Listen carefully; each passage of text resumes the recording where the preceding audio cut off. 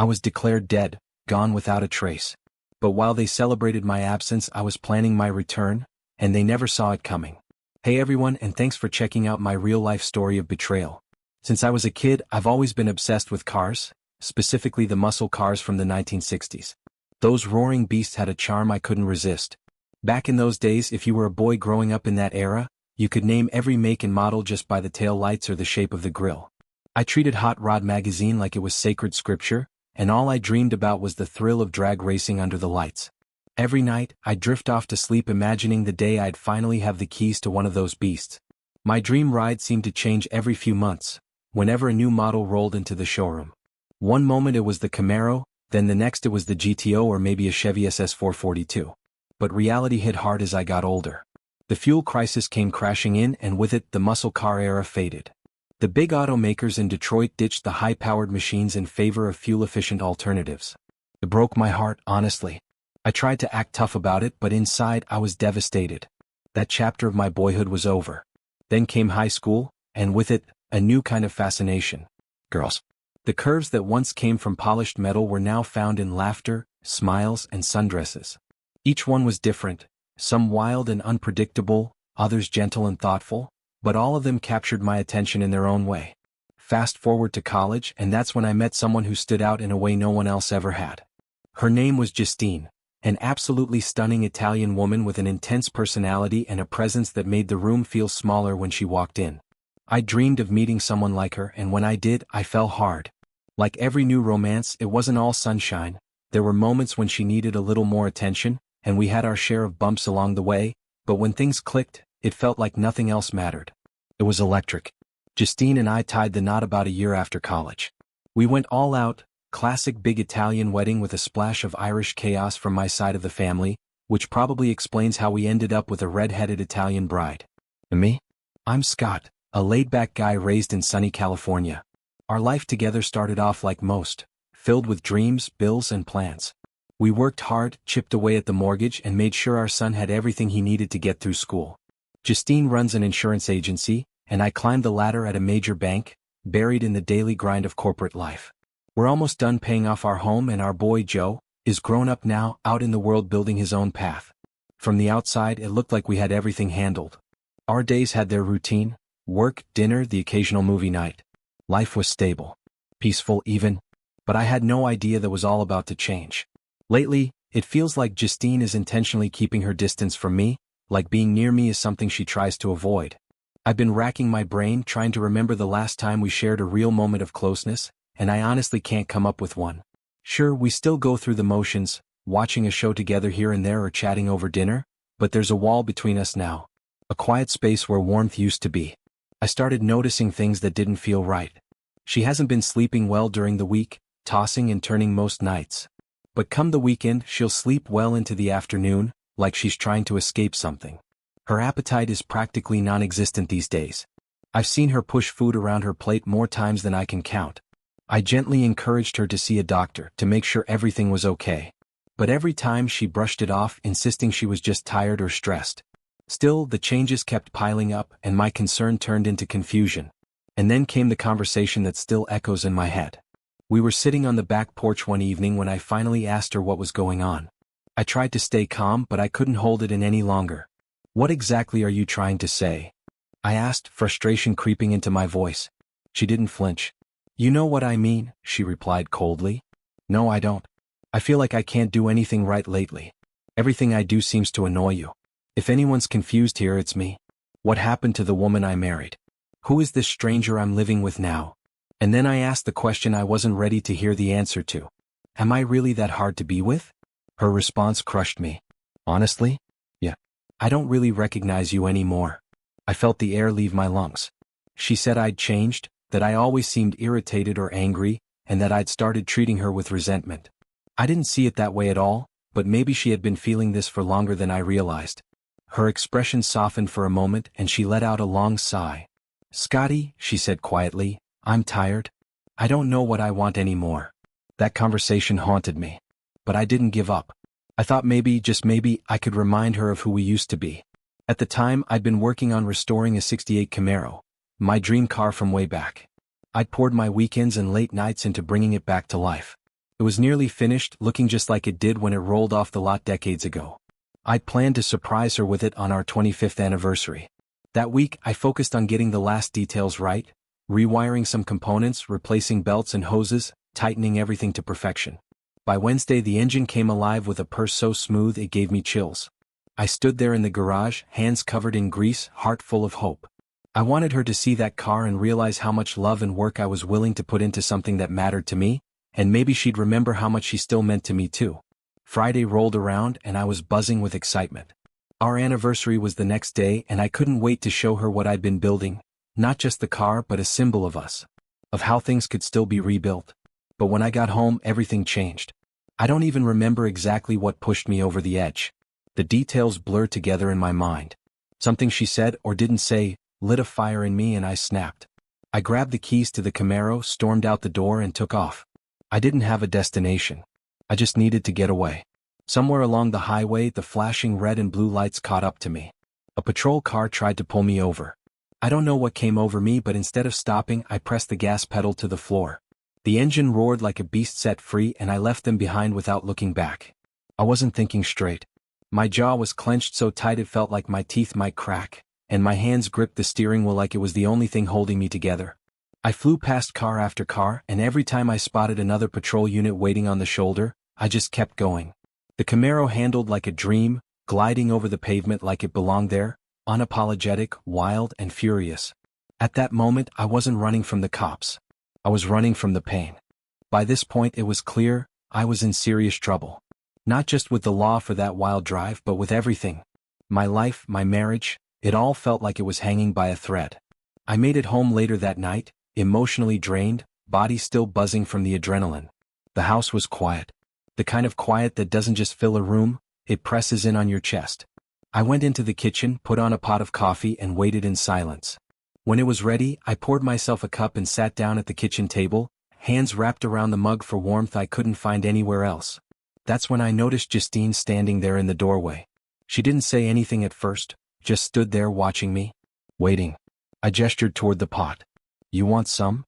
I asked. She shook her head. "No," she said quietly. "I've had enough." I looked up at her, the weight of everything crashing in. "Justine, how did we get here? How did our marriage end up like this?" Her eyes welled with emotion. "Scotty, I never meant for any of this to happen." "Which part?" I snapped, louder than I intended. "What exactly just happened? The collapse of everything we built together? The affair? Be specific, Justine. What part just happened?" She looked down. "All of it." Her words hit me like a gut punch. Was she really just admitting it now? As if it were some passing storm neither of us had control over? Did she really not see what she'd done to us? To me? I sat there, staring at my coffee, barely able to speak. The one thing I knew with certainty was that we couldn't keep going like this. No matter what came next, anything had to be better than the limbo we'd been stuck in these past few months. The pain was sharp because deep down I still loved her. I did. But the woman standing there wasn't the same person I married. Somewhere along the line, something shifted, and whatever was left between us now didn't feel real anymore. As she moved closer, gently placing her hand on my shoulder, I found myself thinking about what came next. Divorce? That seemed like the most obvious route. Just walk away while I still had the chance, leave this mess behind and try to start over. But something inside me hesitated. I finally looked her in the eye. "You've got to be honest with me now. All of it. No more hiding." She looked scared. "I don't want to lie to you, but if I tell you everything, I don't want you doing something you'll regret." "That's not your decision anymore, Justine. Just tell me." She hesitated, tears brimming. "It was my boss. He convinced me to meet him at a hotel." I sat back, the words sinking into my skin like ice water. "And what happened at the hotel? You saw that?" "Yeah," I said, my voice cold. "I saw everything." She started to panic. "Scotty, please, if you say anything to him, I'll lose my job." "Screw the job, Justine. Do you really think I'd let you keep working there after this? I don't want you anywhere near him. I'll handle it. There are other jobs out there," I added, trying to keep my voice steady. "Unless you're telling me this one means more than everything we've been through." She didn't answer. And then, as if this mess couldn't get worse, I paid Jeff, the boss, a little visit. He didn't see me coming, and when he realized who I was, his smug look vanished. "You really want to bring her family into this?" I asked, calm but firm. What does her family have to do with anything? He shot back, trying to sound tough. I raised an eyebrow. You didn't know? Justine's family is old-school Italian. And very, very connected, if you catch my drift. The color drained from his face. You're bluffing. Am I? I leaned in. Look, Jeff, you've got until next Friday. After that, you'd better have a new job, a new city, maybe even a new name. If I were you, I'd make sure your life insurance policy is up to date. Get out of here, he growled, but I could see the fear in his eyes. I didn't say another word. I just turned and walked out, leaving him to chew on his choices the way I'd been choking on mine for months. As I walked away from that confrontation, still fuming, I pulled out my phone and called Justine's brother, Mario. I didn't know exactly what I was going to say, I just knew someone in her family needed to hear the truth. When he picked up, his voice was calm, almost too calm. We talked for a while. I told him enough to make it clear that things between Justine and me had hit a serious low, but I stopped short of giving him the ugliest details. I could hear the concern in his voice, but he didn't rush to judgment. He just listened the way family should. A few days later, we found ourselves sitting across from a counselor named Ed. It was the first step toward figuring out if there was anything left to salvage. The air in the room was thick with everything we hadn't said to each other in months. Ed, a soft-spoken but firm man, laid the ground rules quickly. I want you both to try something that won't come easy, he said. No interruptions. No defending or explaining, just listen. We're not going to find quick fixes here. Healing takes time. Be patient. Then he turned to Justine. What do you want from this meeting? Her lip trembled as she spoke, trying hard not to cry. I want my life back. I want Scott to love me again. It was honest. Painfully so. Then Ed looked at me. And you, Scott? I swallowed hard. I want to understand who this version of Justine is. The woman I've been living with these past 6 months isn't the one I married. I don't know when she changed or why, but I want to know. Justine broke down at that. Her tears rolled down, carrying her makeup with them. Scott, being here with Ed today made me realize something I hadn't even allowed myself to consider before. She looked straight at me, her eyes wide with fear. Are you going to leave me? The room went silent. That question echoed in my head long after it left her lips. And for the first time, I didn't have an answer. I honestly don't know, Justine, I said, my voice barely above a whisper. So much has happened, especially this past week. Some of it I might be able to get through, but some of it I don't know if it'll ever leave me. I haven't had time to process it all yet. She reached for my hand, her touch hesitant. I still love you, Scott. Even if it hasn't looked like it lately. The days that followed were a blur of emotions and difficult conversations. Eventually we sat down with a doctor, and they explained something I wasn't expecting. Justine had been diagnosed with a condition. One that could explain her erratic behavior, the emotional outbursts, the sleepless nights, and her complete disconnection. The doctor said the medication would help, but it might take a while to start working, maybe a week or even a month. We asked every question we could think of. The pieces seemed to fit. Her symptoms matched perfectly. But there was one problem. I couldn't shake the thought that a pill, just one little pill, could make all this disappear. It felt too easy. Too convenient. I couldn't accept that everything we'd been through, all the anger, confusion, and pain, was just the result of an untreated chemical imbalance. It picked up on my hesitation. Scott, I can tell you're struggling with this. I nodded. Yeah, I am. This doesn't feel black and white to me. It's complicated. Part of me wants to believe it's that simple, but another part feels like I'd be ignoring everything else that's happened. There was another moment that shook me later that week. We got a settlement check. Money Justine had received after leaving her job.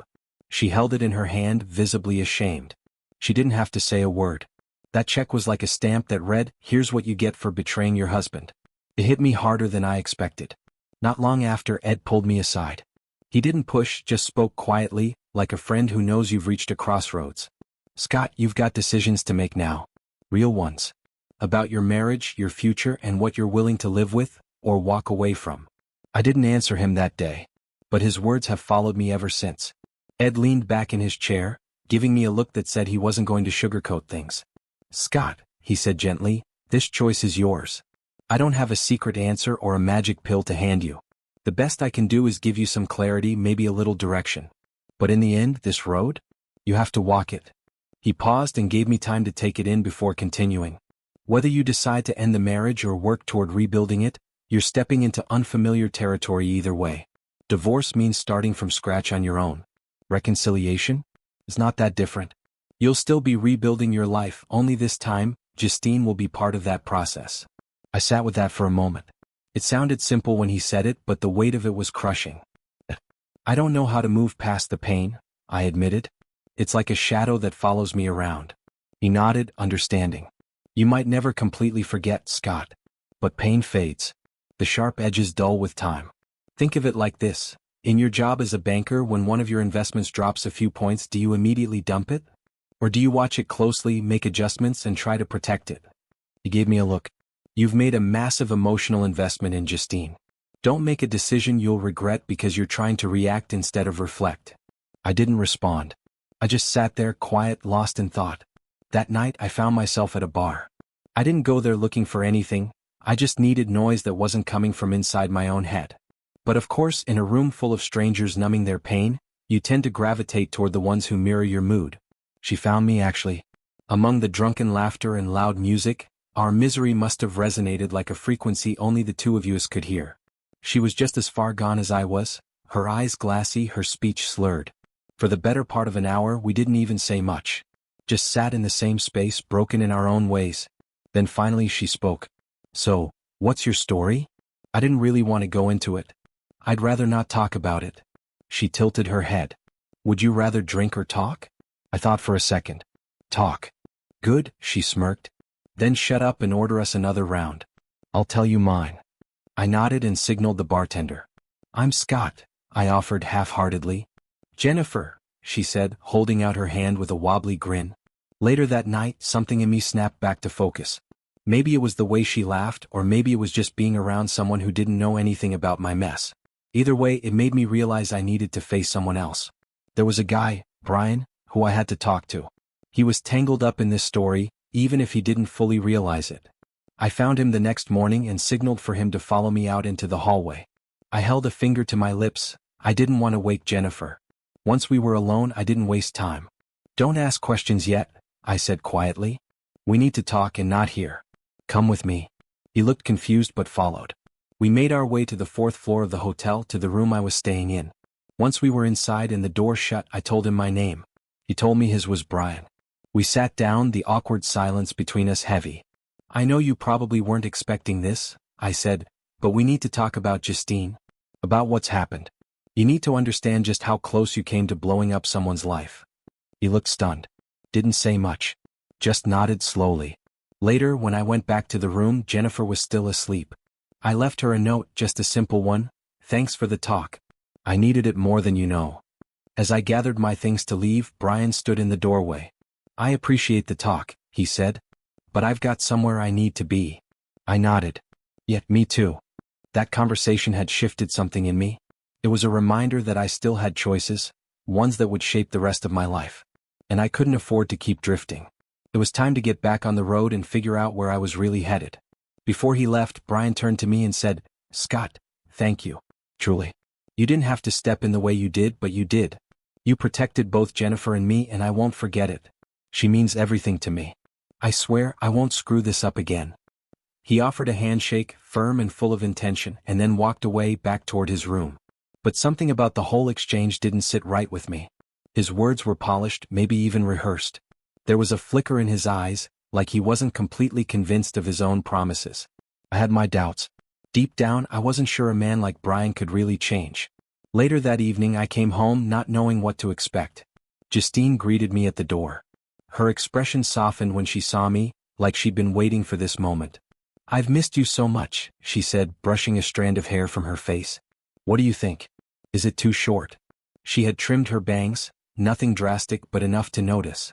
I looked at her for a second, and for the first time in a long time, I saw the woman I used to know peeking through the fog. It's perfect, I told her. You look great. A small smile tugged at her lips.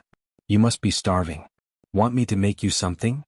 I walked over and sat down at the kitchen table. Yeah, that'd be nice. I haven't eaten much today. Turkey okay? She asked, already moving toward the fridge.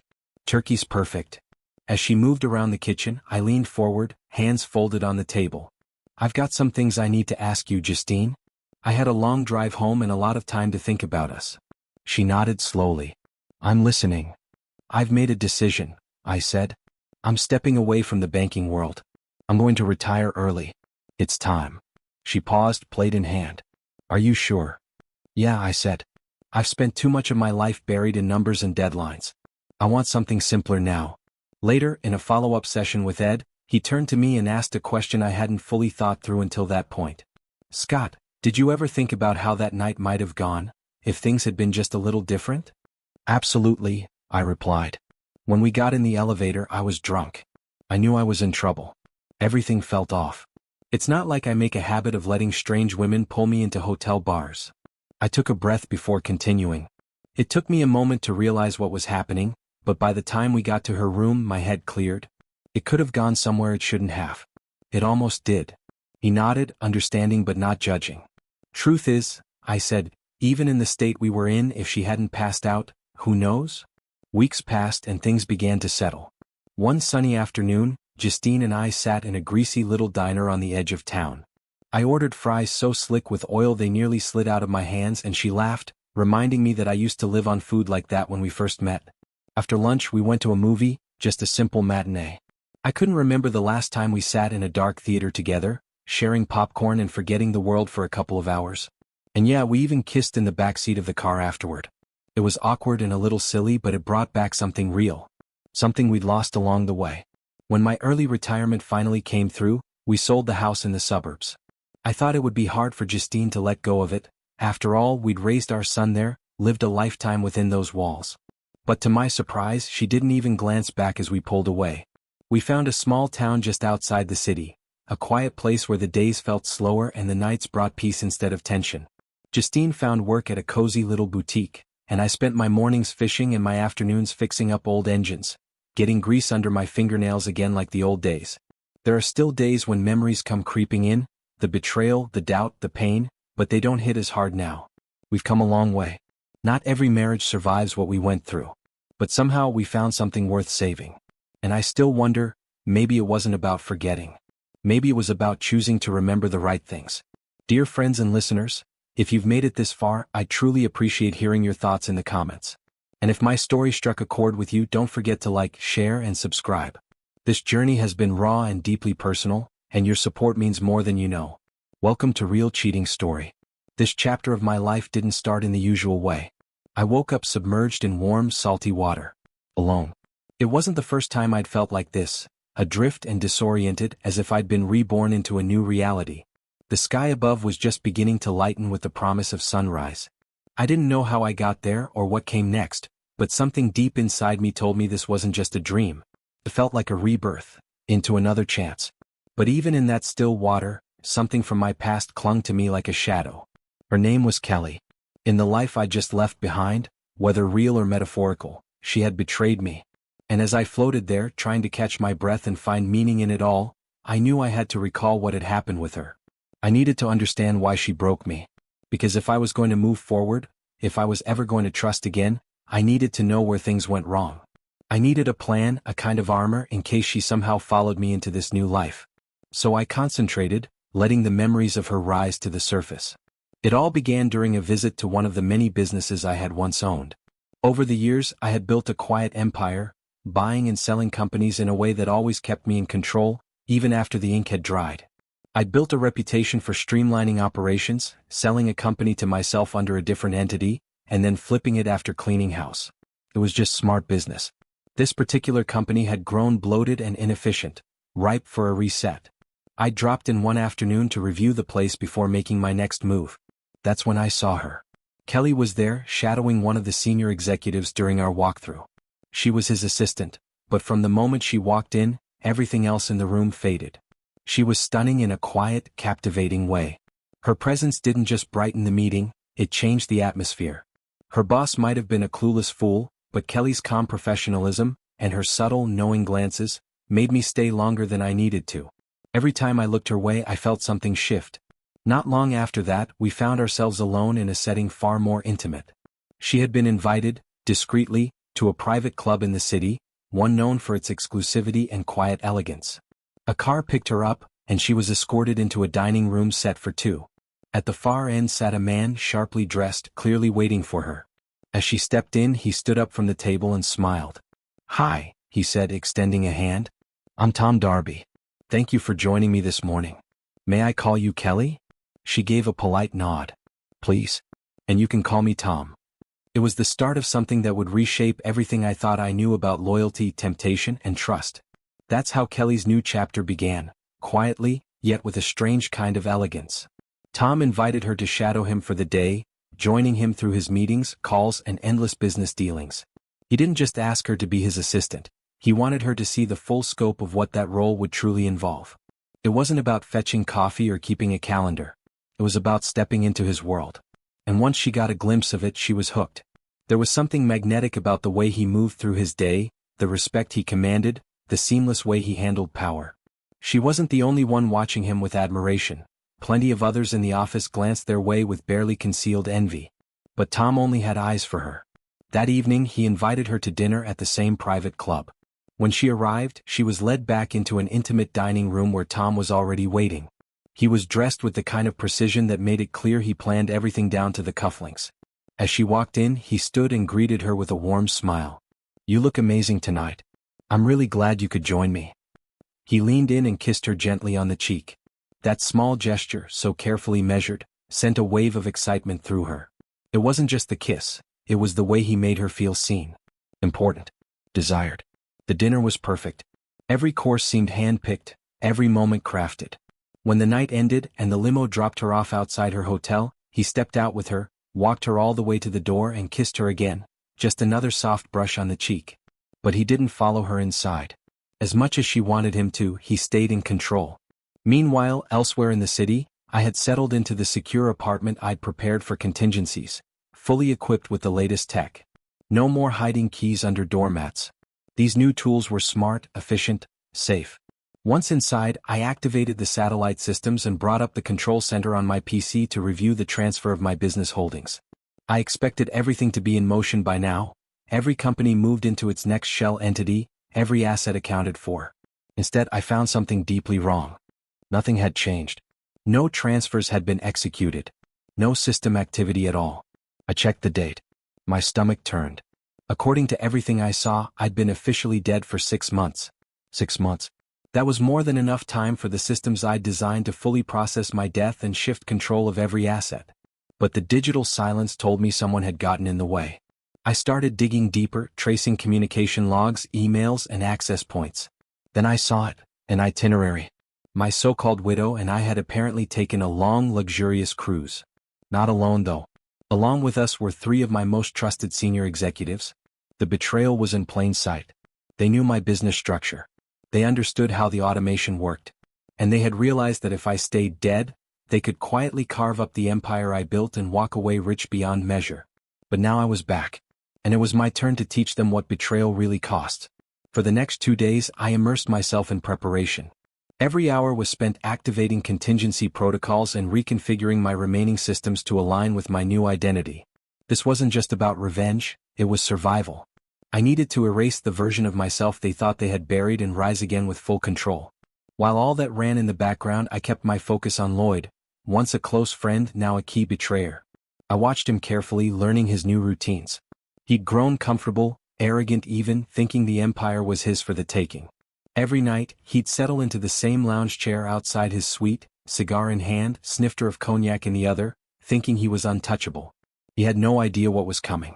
That's when I remembered my holographic projection system, a tool I developed for high-security presentations and private briefings. It used 6 miniature but incredibly powerful projectors to cast a lifelike 3D image into open space. I set them up strategically around Lloyd's favorite chair. The following night, I waited until he lit his cigar and sank into his usual spot. Then I stepped into position directly in front of the projectors. The system whirred silently to life. "Good evening, Lloyd," my voice echoed though I was miles away. The hologram shimmered in front of him, fully formed. He jolted upright, the color draining from his face. I wish I could have seen it in person. The illusion was perfect, me standing right there staring him down. "You know," I continued, "I've always loved the ocean. But there's one thing I never forgot, big, hungry sharks." And I wasn't being metaphorical. Over the next several days I turned my attention to Quentin, another of the traders.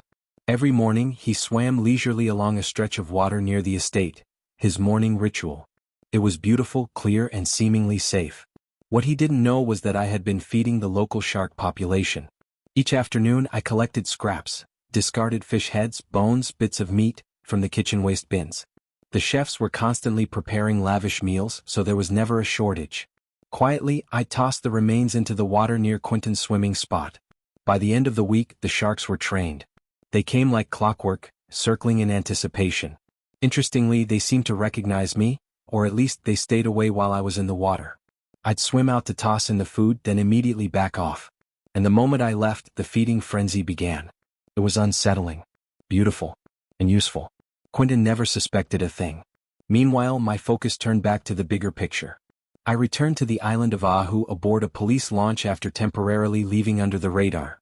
Justine, my wife, remained behind on the island, caught in her own web. I thought about staying, but I needed my full digital suite.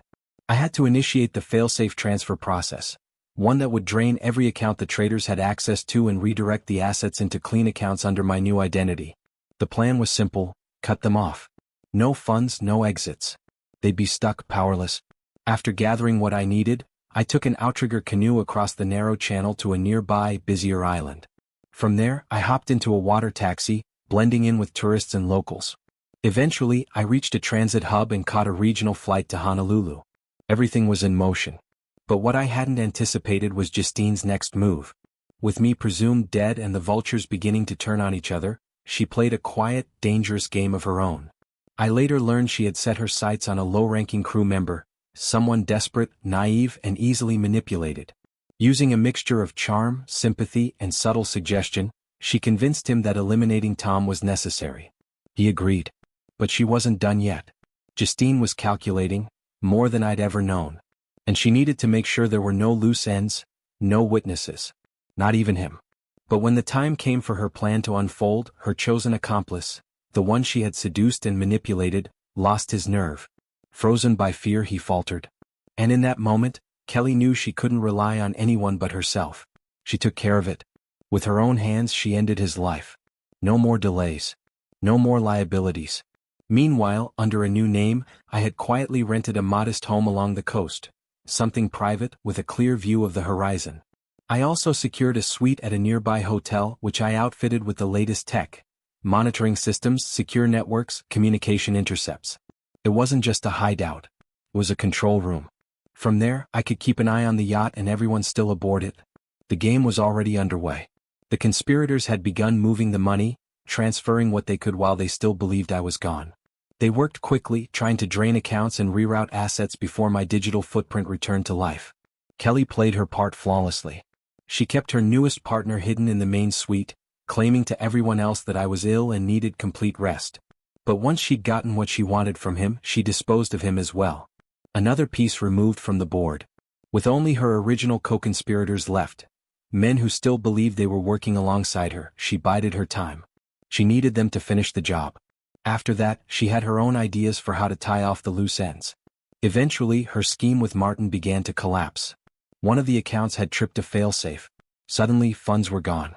Entire chains of assets vanished, rerouted and locked beyond their reach. Martin spiraled into a panic, calling the banks, only to discover he had no access anymore. In a matter of hours, the man who had helped orchestrate my financial erasure was out on the street, stunned, broke, and completely alone. I shadowed him around Honolulu, keeping my distance as he moved quickly and nervously. I watched as he made a call, speaking in a hushed but frantic tone. Though I couldn't hear the words, I knew what it was. He was trying to warn Kelly that their little empire had crumbled. I would have given anything to hear what she said back. When the call ended, he started walking toward Diamond Head, eyes blank with desperation. But as all of that played out, something else was happening, something that brought an entirely different kind of energy into my life. Her name was Adrisa. She smelled like ocean air and citrus blossoms. One evening, I noticed the subtle fragrance and asked her what it was. She smiled. "That's what joy smells like to me. Being near you brings it out." I smiled back, took her hand, and we walked together toward the small house I'd rented by the sea. That night, we shared something I hadn't felt in a long time: connection. Honest, deep, and peaceful. The next morning, I woke up feeling complete in a way I didn't know I had been missing. She turned to me, eyes soft and calm, and whispered, "I love you. When the time is right, our daughter will be born. She'll be perfect." There was a moment of hesitation as we talked. Kelly's child was still out there. And though it wasn't Adrice's responsibility, she spoke up. He's innocent, she said firmly. He didn't choose her path. We won't let him suffer for what she did. I nodded. You're right. And just like that, we made the decision to adopt him. We gave him a new name, a new life, and we raised him as our own, far away from the wreckage his mother had left behind. Together, we left the island quietly, sailing into open waters. Adrice wanted to return to a place that meant something sacred to her. An island in the South Pacific, small and hidden, where she believed we belonged. A place where, she told me, I had been reborn over and over throughout time. She wanted our child to be born there. One evening, after hours of talking and dreaming, I drifted off beside her. But sometime during the night, I woke to the sound of her whispering. There's another, she said softly. Someone like us. A male. I feel his presence. You'll find him someday, I replied, still half asleep. They'll be a pair. But her expression turned serious. You know that only one pair like us can exist on a planet at any given time. Once they come together, we cannot stay. We'll have to leave this world. There was no sadness in her voice, just certainty. Will we stay together? I asked, heart heavy. Yes, she answered simply. Always. And with that, we began preparing for the next part of our journey. A journey not bound by oceans or borders, but by time, memory, and something far greater than either of us could explain.